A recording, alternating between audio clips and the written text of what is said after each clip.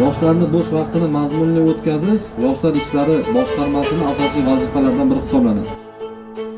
Gulxan atrofida mazza qilib qo'shiq tinglaymiz. Kuylab berdim yarsanmikin, firoqni tan olsammikin, baxtini kendi yadidor, to'yinga borsammikin, oq libosda tursang biroq, yuragimda cheksam firoq, yuragimda bitta so'roq, to'yinga borsammikin. Negadir shu kunlarda hayollaring buzilibdi.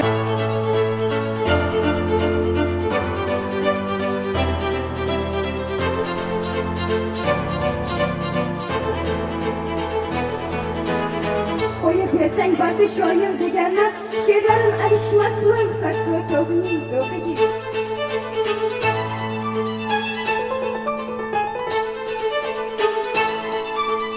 Sirdaryoda